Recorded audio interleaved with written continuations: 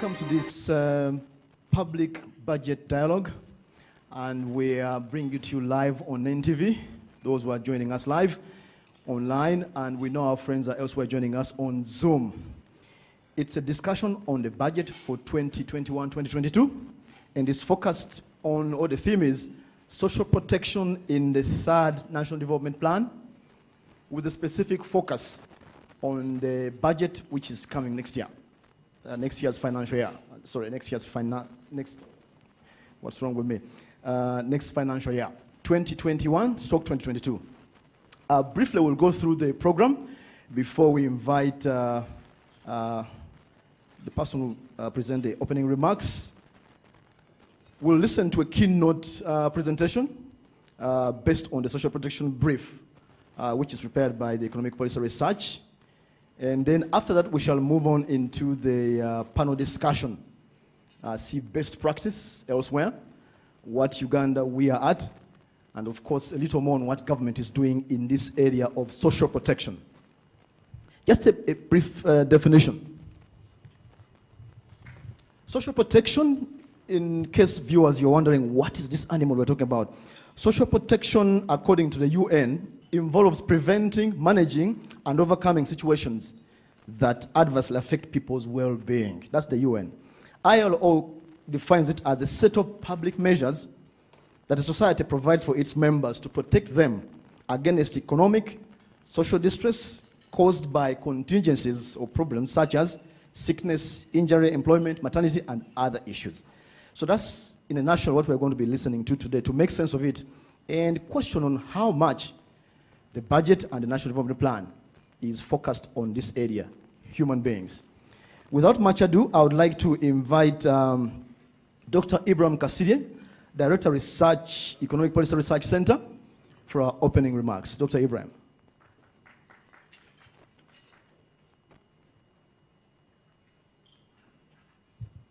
Thank you very much, Samuel. Please allow me to take off my mask.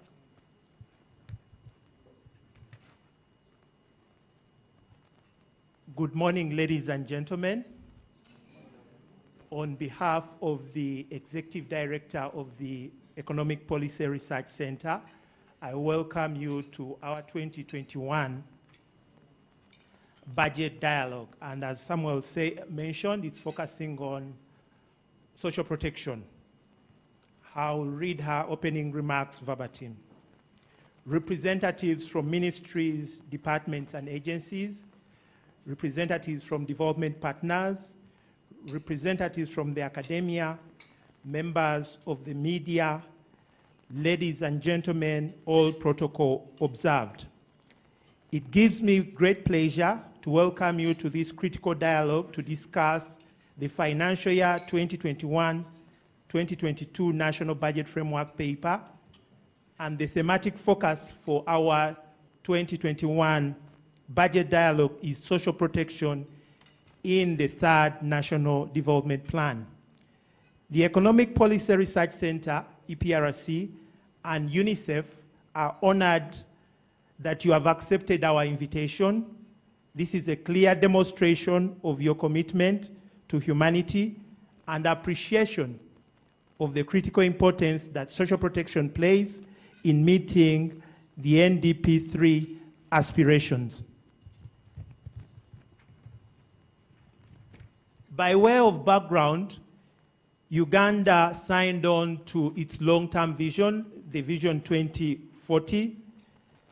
This long-term vision targets to transform the economy from a peasant to a modern and prosperous society by the year 2040. In line with Vision 2040, the government is implementing its third National Development Plan, NDP 3.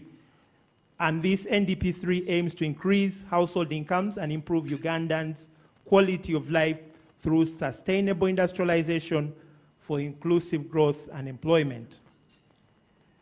Uganda's success in attaining the NDP 3 is contingent on its ability to harness the demographic dividend characterized by strategic investments in its population through the Human Capital Development Program. The COVID-19 pandemic outbreak has posed a considerable threat to maintaining Uganda's macroeconomic growth, and sustained poverty eradication efforts. Estimates by the World Bank indicates that at least 3 million Ugandans could fall into poverty, adding to the already 8.7 million Ugandans who are already in poverty by 27 if no measures are implemented to address the adverse effects of the pandemic. As such, there is need for a comprehensive public response to support poor and vulnerable households.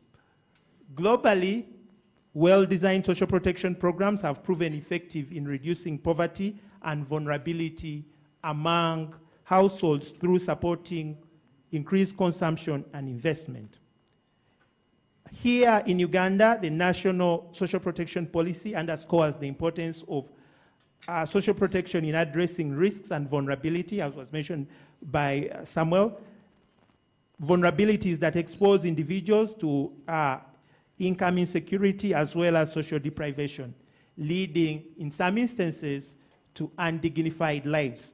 Accordingly, the government has implemented several programs, notable of which is the Social Assistance Grant for Empowerment, the SAGE Cash Transfer for the elderly, as well as earlier programs like the Northern Uganda Social Action Fund, NUSAF, and also most importantly recently provided food relief during the COVID-19 pandemic. However, the population accessing these specialized funds is still very small, and this is partly linked to challenges of fiscal allocation that are not aligned yet, especially given the projected increase in the need for social protection as outlined in NDP 3. In light of the above, EPRC and UNICEF, under the auspices of the European Union-funded Joint Action Program on improving synergies between social protection and public finance management, are hosting the 2021 National Budget Dialogue under the theme Social Protection in the Third National Development Plan. Today's dialogue provides a platform to discuss the 2021/22 National Budget allocations, proposals for the Human Capital Development Program in the recently released budget framework paper. Given the challenges of operating under the new normal, coordinated efforts are required to protect the most vulnerable lives and equip them with the required human capital to productively contribute to the country's economic development, as well as harness their potential. With those remarks, on behalf of the Executive Director of EPRC, I therefore call upon everyone here present to constructively engage as we deliberate on making the best of the current pandemic environment. I thank you and welcome you to the 2021 dialogue. Thank you very much, Dr. Kasidia, for those remarks. I guess they set the stage for our discussion coming on later, but first, to give us a little bit of more insight into what we will discuss, giving us some insight into the budget framework coming forward, we invite Mr. Regan Mugume, who is a research analyst at Economic Policy Research Center, to give us some insights. Welcome, Regan.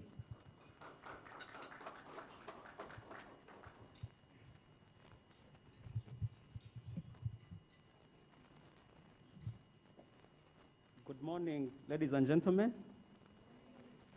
Allow me to remove my mask. I'm here to make a presentation on social protection financing. Kindly go to the first slide.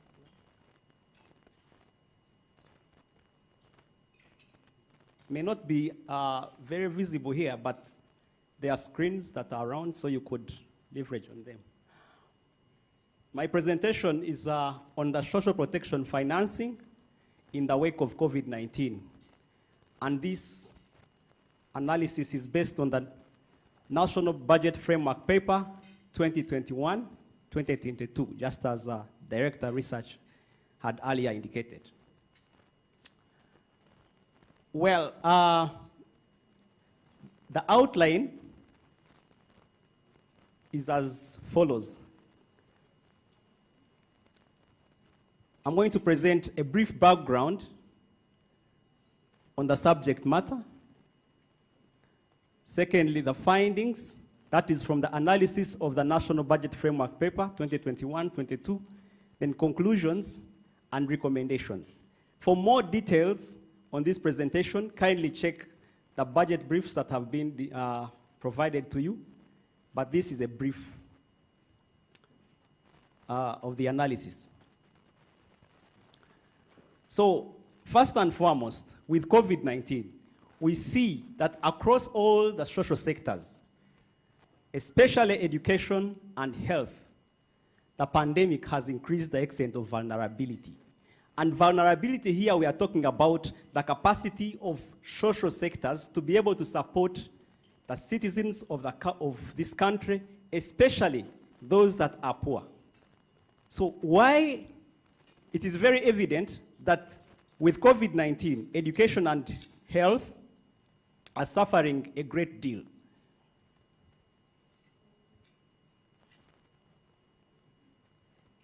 Sorry?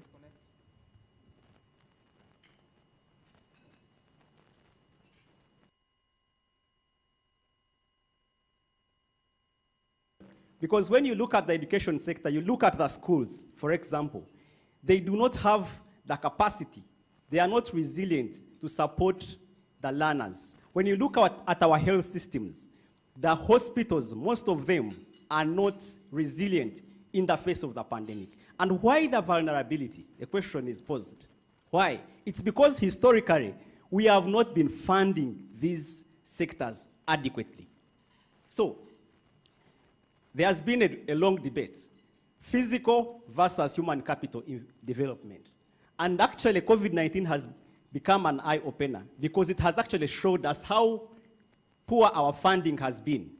It has showed us how we've not been providing facilities to this, to the educational institutions, to the hospitals. So in other words, COVID-19 is an eye-opener to us. So, and worse still, we are looking at the 2021-2022 allocation to the social sectors still declining. So in the face of COVID, still our allocations, budget allocations to these social sectors has declined. And so, and why has it declined? It's because of the economic slowdown.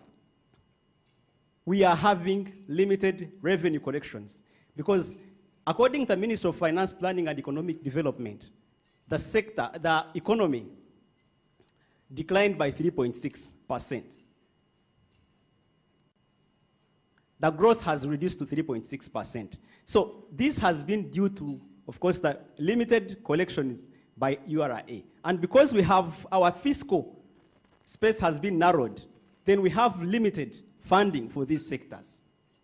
And particularly when we look at all the sectors for that financial year 2021-2022, education, health, social development, WASH, and justice, law and order sector, the allocations have all declined compared to the previous financial year. Ladies and gentlemen, that graph that you can see depicts a general decline across all the sectors. Of course, notably, there has been a transition in our budgeting from the sector-based budgeting to the program-based budgeting. So, as researchers and as analysts, what we did, we went to every program, that is for example, the human capital development, and picked what belonged to education, what belonged to justice and law sector, what belonged to social development or social protection, and we picked those votes and we added them together. And there was a notable decline across all the social sectors. And we are talking about sectors that impact the local person. They are pro-poor. They are targeting, they are to benefit us. And any decline in allocation affects the common man in the rural areas. So we are seeing education declining by 0.9%. We are looking at J-loss because everyone needs justice. That is why it is pro-poor. declining by 5.7. We are looking at health declining by 9.3. We are looking at water and environment declining by 9.9. And we are seeing social development declining by 10.8. A general decline in the face of the pandemic. Now, a deep delve in the education sector. Education is very, very important. Very important, because the future of our nation depends on how we are investing in our people, in the population. If you have the people with, then you have people with brains, then they can be able to produce goods. They can be able to produce things like killer EV. If we do not invest in our young people, then we are heading nowhere. But in the face of the pandemic, we are seeing a decline, a slight decline of 0.9%. It may look slim, but it is very significant. We are seeing a decline from 3.68 to 3.67. And more so, of course, this allocation in the financial year represents 10.6% of the entire national resource envelope. But still, this figure is below the requirement by the Education for All, which is at 20%. So Uganda is still allocating far below the requirement of Education for All that was set by Global Partnership for Education. So there is still a gap. And remember, COVID-19 has now exacerbated the situation, because we are looking at schools in need of wash facilities, the face masks that all of us are putting on. Much as it is very easy for you to just purchase a mask, how many households in the village? Dr. Ibrahim earlier mentioned that projections have it that about 3.something million are likely to be poor because of COVID-19. So we are going to have about 11 million being poor, lying below the poverty line because of COVID-19. So they will not, these households cannot afford these face masks. Schools are actually being auctioned. I read the paper, the Weekly Observer the other day. They were saying the owners of 50 schools are actually auctioning their schools because they cannot meet the guidelines, the Ministry of Health guidelines. They cannot provide these SOPs to the schools. So we are looking at a disaster if government does not intervene. So with the new demands, for example, we're supposed to have protective gears, the face masks in schools, wash infrastructure. The cost of maintaining these schools has gone up. And remember also, in the face of the pandemic, households are required to feed their children. For example, in vulnerable regions, for example, like Karamoja, we are actually the pandemic that led to the closure of schools worsened the situation at the household level because these children were being fed by schools. And when they sent the children home, some of them starved. So there's likely to be a catastrophe in the education sector. And so without social protection interventions, things to do with cash transfers, in-kind, transfers to the schools and also at the household level, the educational sector is going to be so much affected. We are likely to lose the gains that we have accumulated over the years in terms of loss in enrollment, in terms of dropout. We are likely to see a high dropout. Maybe to just quote the past literature from DRC, when Ebola struck DRC, we had 20% dropout because of the pandemic, of that Ebola pandemic in DRC. Maybe it could be the situation for Uganda. So this is something that we need to think about. When you go to the health sector, all of us, health is wealth.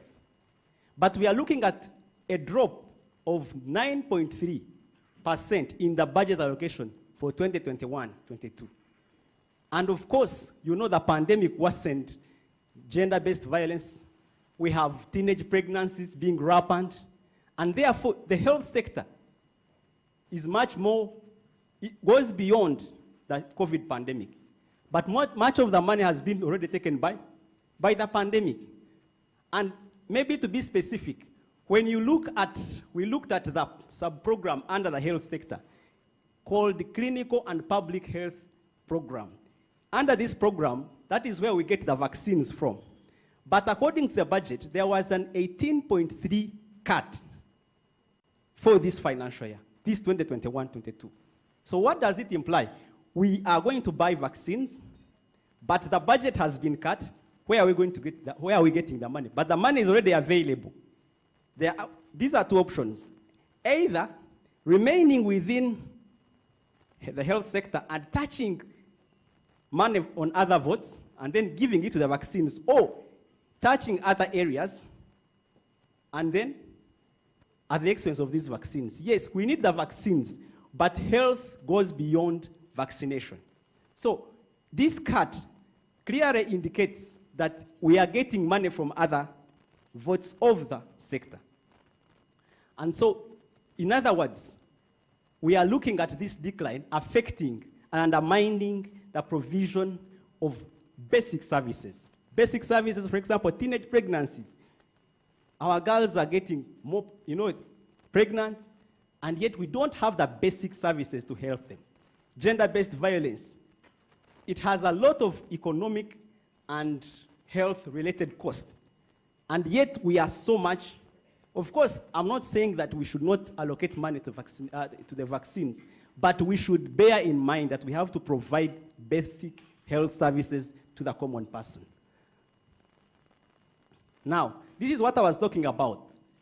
The graph that that is shown there represents where I have put a red circle, 18.3 cut in clinical and public health services. So maybe to spread wide and see what other sub-programs are under the health sector. We have curative health services. We have health infrastructure and equipment, things to do maybe with cancer testing and all those services that are very important because we are spending in COVID, it's very important, but also we have to look at other programs. Regional hospitals. Now, if you touch money in the regional hospitals, then there will not be basic services. So this is going to be, if we do not leverage other funding, then the health sector will also greatly suffer. Ladies and gentlemen, when I go to the social development, under social development, we have interventions like the social protection interventions that we are talking about here. We also have community development services. But if I am to focus on the social protection interventions that are targeting the poor people to bring them out of poverty in face of a shock, ladies and gentlemen, we have a decline of 1.2%. But this decline is, remember, is of a very small absolute figure. 77 billion in 2021-22 has been given to social protection. This is like a drop in an ocean. It's small compared to the national resource envelope. That means we need to prioritize social protection. And even in the face of the pandemic, we are seeing even social protection interventions getting a peanut. So, yet, we have COVID-19, and remember, on a positive note, we have the life expectancy of our citizens increasing. Good, but how are we going to support these old people to live dignified lives with this money? So it is something, it's food for thought. How can we leverage to get more financing? How can we be able to support these vulnerable people? It has been earlier hinted on that the poor people are increasing. We have life expectancy rising to 64 years, around that. It's in a good note. But how can we support these people to be productive and to have dignified lives? It's a question that we need to answer. When you look at the SAGE, yes, on a positive note, SAGE has helped our elderly. But this SAGE grant, how much is it allocated? In light of the 77 billion, how much does it get? And how can we be able to boost it up when our allocation is at 77 billion to cover all the elderly in Uganda? Another question comes. For example, the government gave out the food reliefs in the, for example, Kampala Metropolitan. But how targeted were these reliefs? How targeted was this intervention? Did we have a beneficiary list to guide the intervention? So these are key issues to think about. As we talk about social protection, we need to have shock responsive and poverty sensitive. We need to be able to know that we are supporting the right people. Because there are cases in Kampala where the rich, the relatively well-off people got this food, and these poor people, poor households in slums did not actually access the food relief. So it's good that we think about this. Have the beneficiary lists, have the proper monitoring and evaluation systems. Let us invest in effective social protection systems. In conclusion, as I have hinted on, that COVID-19 has exposed the vulnerability across the social sectors. Across all the social sectors, COVID-19 has exposed us how our social sectors are not resilient. Across education, health, and even in social protection interventions. This situation is likely to worsen the economic inequalities among the people if targeted social protection nets are not put in place. And therefore, there is need, given that we have limited resources, then there is need to explore external funding for social protection. So these are our recommendations according to analysis. In the education sector, there is need to prioritize pre-primary education, because given that it has an impact on literacy and learning outcomes. Secondly, there is need to provide safety nets to the schools, because most learners, most households, most poor households do not afford these face masks. Then the issue of school feeding program is very key. And we're also looking at government should give more funding to the capitalization grant of the UPE. Then we need to also look at the SAGE, expand the SAGE, scale it up to ensure that it covers the PWDs. Ladies and gentlemen, I thank you for listening to me.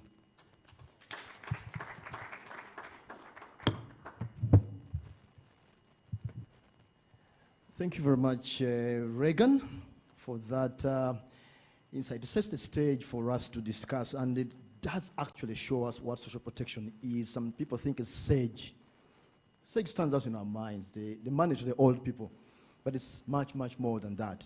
And now I want to move on to our panel discussion, and I would like to introduce my panelists to my left, or my right if you're watching TV.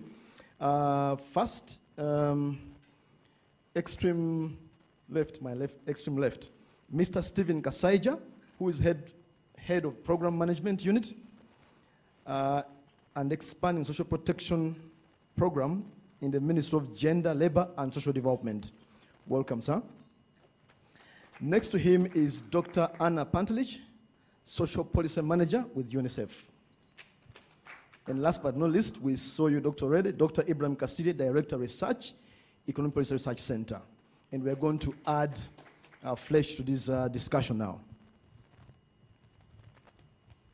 First, I'll start with the lady. Anna, we want to hear from you global best practice from the rest of the world in terms of social protection and what has worked. From then on, we can then come home. Anna, the floor is yours. Thank you, Sam, and thank you for the wonderful opening remarks, Dr. Ibrahim, and Reagan as well, and the presentation. So one thing that I think is critical to emphasize is that globally around the world, social protection responses have been a critical way of providing access to key services during the COVID-19 pandemic. There was a massive increase in expansion in social protection responses where countries around the world would leverage existing programs or develop new ones, and more than 200 countries around the world have implemented social protection responses to the COVID-19 pandemic. We've seen a massive increase, something like 17% of the global population, about 1.3 billion people, have had access to social protection services. And I think what's critical is that when we think about social protection, we often think about cash transfers, right, the senior citizens grant. But it's so much more than that, and in Uganda in particular, we've seen the need to increase and scale up access to social care and support services as a critical need. But even thinking about non-contributory support and thinking about the opportunity to leverage pensions for longer-term investments, I think is crucial. What I'd also like to emphasize is that there's also been a focus on innovation. So how do we change programs and find alternative modalities for delivery, for expansion, tapping into existing systems, and coming up with ways for ensuring that those most vulnerable are not left behind. The COVID-19 pandemic has demonstrated that we have a new class of people falling into poverty. The gains that we've seen over the last quarter century are now going to start declining. An estimated 150 million additional people will fall into poverty, and we've heard that in Uganda specifically, an estimated 3 million additional people will likely also fall behind. And the key question for us is, how do we find long-term sustainable responses, and how do we start addressing the more vulnerable groups, such as people living in urban areas, adolescent girls, informal workers, as critical people who have, in the past, perhaps been excluded globally from social protection interventions that tended to focus more in rural areas with people working in the agriculture sector. So what I think is really interesting is from the global experience, we've seen a massive increase in social protection response. But despite the COVID-19 pandemic, even in Uganda, we've had the successful rollout and scale-up of the Senior Citizens Grant amidst the COVID-19 pandemic. And KCCA has been effectively implementing an urban social protection program addressing the needs of adolescent girls in urban areas. So how do we capitalize on those key learning experience to continue the scale-up and consider additional interventions like what's happening in refugee hosting districts, the work that's being done to expand social protection, and as we rethink and reimagine social protection in the third National Development Plan, and we think about what the transition to program-based budgeting will mean for the country, it's really critical to get creative and to start to think longer term about how we can address, how we can best address Uganda's development and achieve Vision 2040. Thank you very much, Anna, for giving us the perspective from elsewhere and a little bit of what's going on here. I'm told people on Zoom want to hear, so our panelists speak into those mics so that they get a bit louder. Let's move on to Dr. Ibrahim Kassiria. Doctor, tell us, what is the status quo in terms of this issue of social protection? And give us a picture. Anna gave us the sort of global, a little bit of internally. Give us a picture from your standpoint of where we are, so to speak, in the big picture. Reagan gave us the budget. Give us a take on that. Thank you very much. Allow me to speak without my mic. Just to come home, and I'll use the current pandemic and how it has affected a particular demographic group. I'll focus myself more on the adolescents since we started going back to school this week, and the kinds of protections they require now, or even they've required over given their demographic vulnerabilities and the current challenges they are facing given the new pandemic. We all know that the adolescents, those are people aged 10 to 19 years, account for a very large proportion of the population in this country. 1 out of every 4 Ugandans is an adolescent. And these require a variety of services, but I'll focus myself more on the school services. As was mentioned by Regan, there is evidence to show from other countries, shocks, especially health shocks, he gave the example of Ebola, dramatically affect people, most especially the poor people. So a large proportion of poor people face the risk of dropping out of school because of this vulnerability. We've been out of school for 1 year, and based on the announcement by the Minister of Education yesterday, we have another 2 to 3 years until 2014 before we get back to normal. On the other hand, the kind of services or resources they need, they are not publicly financed. I refer again myself to the issue of face masks. The government gave out face masks to all households last year based on the high-frequency survey carried out by the World Bank and the Uganda Bureau of Statistics. People from the poorest households were only 20% had access to these masks, despite the fact that they were the targeted group.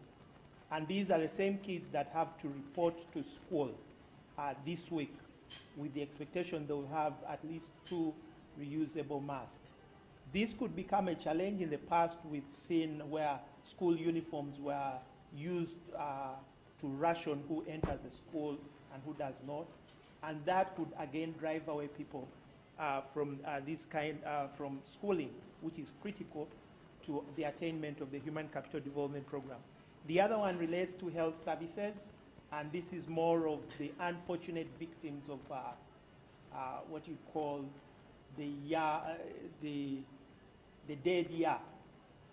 Those who are unfortunate to become pregnant and have particular services they need, health services, but also face challenges with regard to attempts to reorient them or come back to school. As you all know, we've had a long debate on, do you allow, I wouldn't call former mothers to come back to school? Do we maintain our perception they will spoil the other kids whom they find to school? So all these kinds of very many children require particular protection from the government. These services come at a cost, and has been indicated, our options or the revenues available have been affected severely because of the reduced economic activity, but nonetheless, they remain extremely critical now than they were given the increased vulnerabilities in other areas. So we need to focus on these kinds of issues, especially funding that goes to services that are used by children. The charts show some of the, in nominal terms, it's going down, although it should have been going up given the increased vulnerability.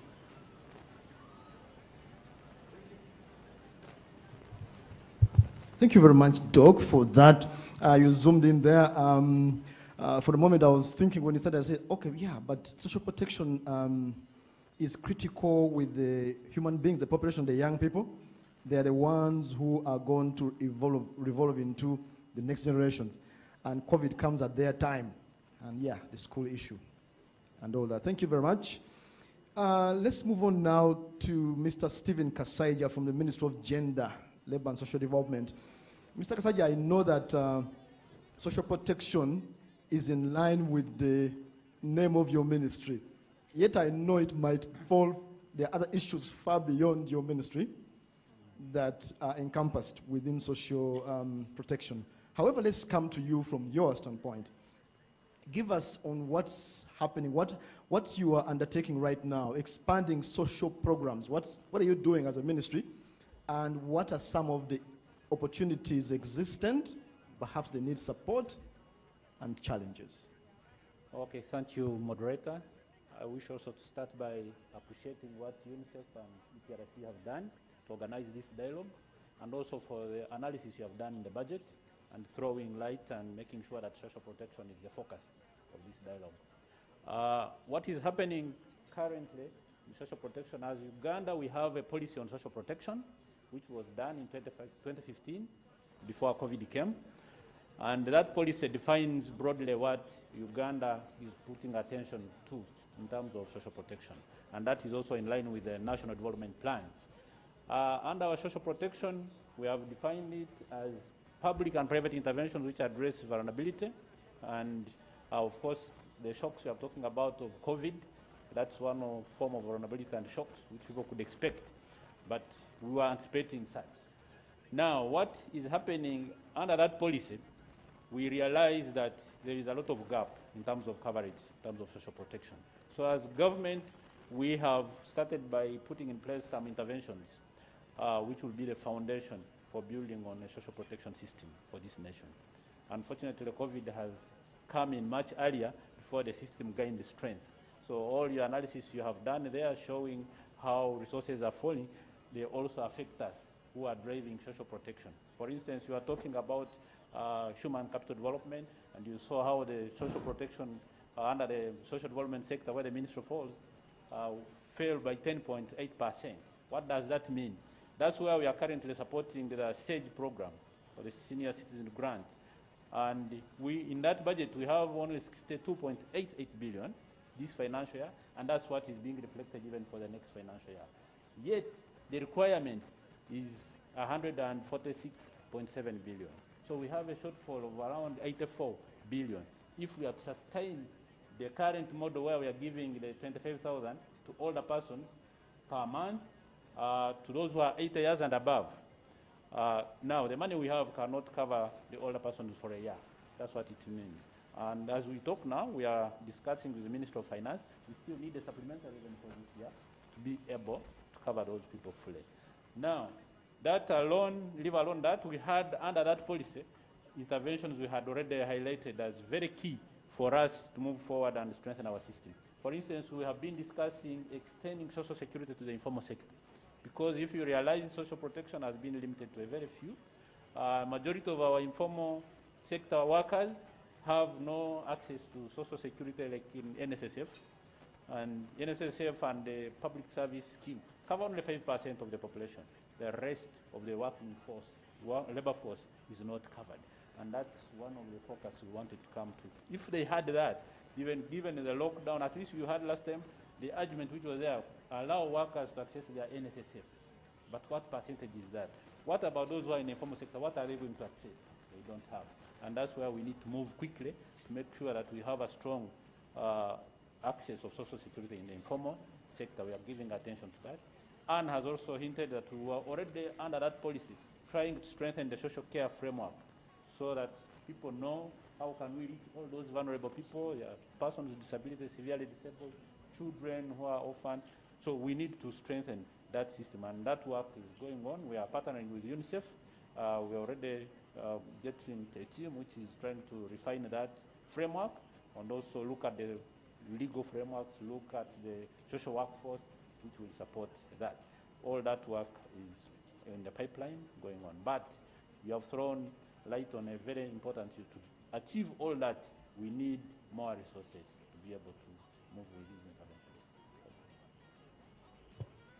Thank you very much, Mr. Kasaija. He has outlined things from the standpoint of the Ministry of Gender, Labour and Social Development. And I know we're discussing the budget and it's about resources. Yeah. Panelists, it seems as if resources will never be sufficient, even as we roll over into NDP 3 and implement it. I just want to pick your mind on the resource constraint is going to be forever there, I'm assuming. Well, oil might come, but in case it doesn't, or it comes later. How can we still move forward with hindsight, even when the resources might constrain us? Like now, COVID has come, and as Dr. Kasaija was saying, now there's a challenge of kids, and Reagan touched the issue of when you go to running a school has become more expensive. It's a reality, and I do not see how the budget might help in that area. So, Doctor, let me come to you. I'm just picking your mind on the resource issue is a problem forever. as far as we're concerned, and yet we need to move forward on social protection. How do we move forward despite less money? What do you think? Thank you very much, Samuel. There are a number of options, some of which I would characterize as untenable at this stage. Untenable in as far as that we need to raise the amount of revenue we do collect. In comparison to other African countries, we collect relatively a lower share of our GDP in taxes.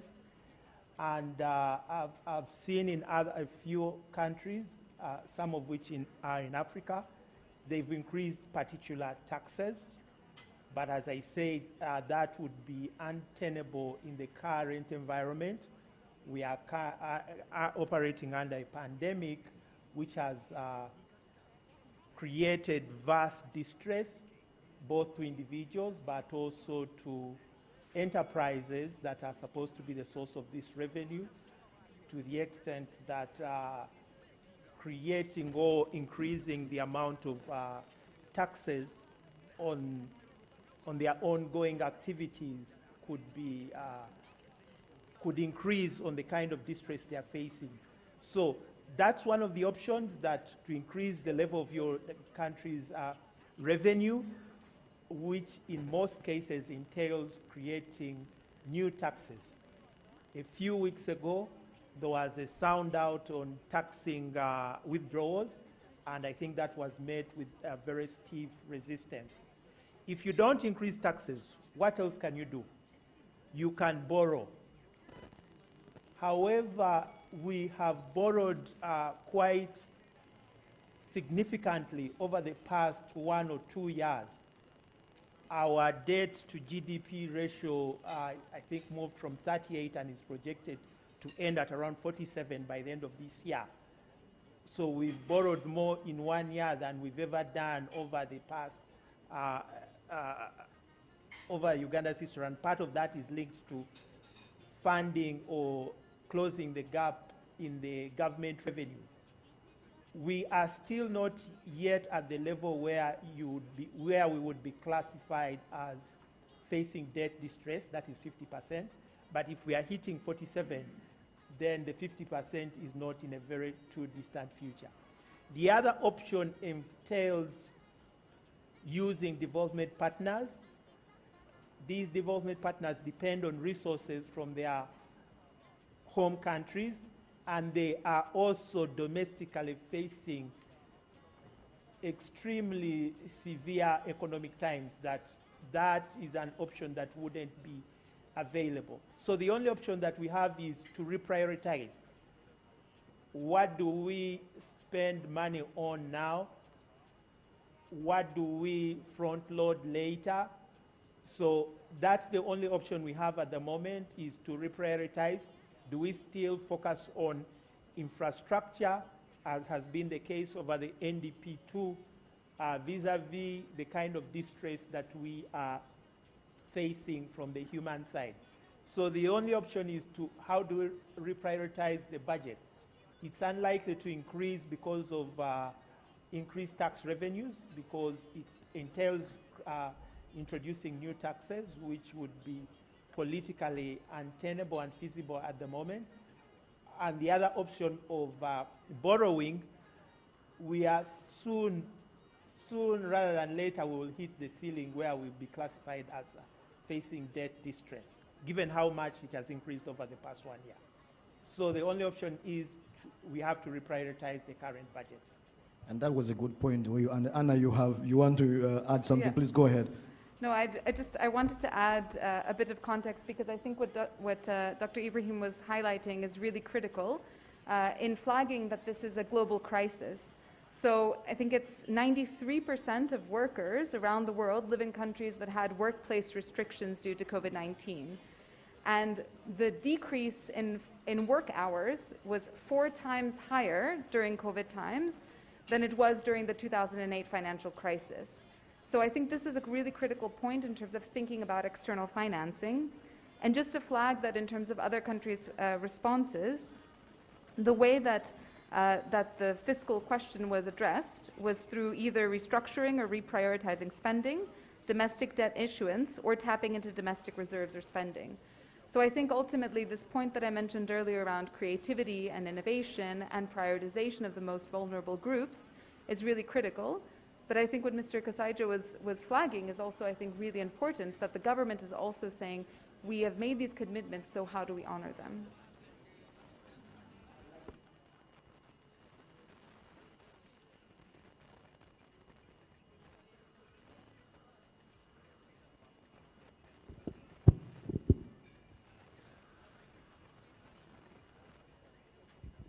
Thank you, Anna. I like 2 points, reprioritize, and then I picked on innovation. Before we come back to those 2 points, because they're helpful, there is the question of money is not enough, so we are being solutionist. I just love being solutionist. As we analyze the problem, people watching us there, we walk out with some solutions. Mr. Kasaija, if you don't get all the money you need, what else lies within your possibilities, either partnership or anything, to help you make strides, gain something on all those programs you outlined, which are good things? Yes, thank you very much. I like also the idea of us going back and prioritizing our spending. I wish to bring here at the table that maybe up to now, government priorities, you have seen them, and emphasis has been put on infrastructure. Good enough on our side, analysis has been done, some micro simulations and assessments based on what could be spent on social protection, and a clear indication that by investing in social protection, you can get the same return as you get from a road. So at this stage, that's when I would say, let us give attention. If the resources are limited, let us give attention to this area. For instance, during the lockdown, the infrastructure was there, but you were not able to move on it. Let the people were there in the home, they were eating, they needed the survival, you needed health care, you needed everything. So I would think if you prioritize, if there is a limited resource, invest in social protection. Now, you will be able to build the resilience, because we have seen it that social protection contributes to productivity, contributes to human capital development, it contributes to building the aggregate demand, which you may need to regenerate your economy and be able to grow and generate more resources so that you can have that revenue you can tax here and there and be able to go back on your feet. So I would think investing in social protection now to build that resilience could be a contributor to you building your economy quickly as a country. Thank you very much, Mr. Kasaija. And I gather that we have about 3 minutes to leave the live coverage for this event. I'll come back to you, Doc. You're the one who's going to, in about a minute. Anna spoke about innovation, and here we have partnership. We are talking about development partners, and we're talking about government. But there is somebody else who is missing, and it's the private sector. It's partnership in order for the whole country to move forward. Where do you see the role in 1 minute, and then we will continue even as we go off, in 1 minute, the role of the other third party, the private sector, to help on this issue? Do you see a role? Okay, thank you very much, Samuel. The private sector has a critical role to play in this current environment. First, the private sector was one of the most severely affected, especially the restrictions on economic activity. And also, they were at the forefront in deciding whether to lay off or not to lay off, or to decrease the number of hours worked and related aspects like that. So they have a critical aspect to play. Some, the more established private sector, were able to provide social protection like support to their employees. Some people continued receiving a salary even under the severe lockdown. That would amount to some kind of social protection support. Quite a number of private sector players have... Doc, I want to cut you short. I'm going to come back to you in a moment, but I just want to sign out. For our viewers who are live on air, who are live with us on TV, we will leave you, but those on Zoom and those online, we will continue the discussion, and those in the room will continue the discussion. So those on Zoom, please proceed to send your questions or thoughts for our panelists. But for those live with us from Protea here, we have been paying attention to discussing. We have been discussing the issue of social protection in the third National Development Plan and focusing on next financial year's budget. You've had the submissions, and there's a COVID challenge. All those have been discussed. We'll continue discussion here on solutions. So for those on air who have been joining us, we say bye, but we are going to continue here. So Doc, let me come back to you. You are still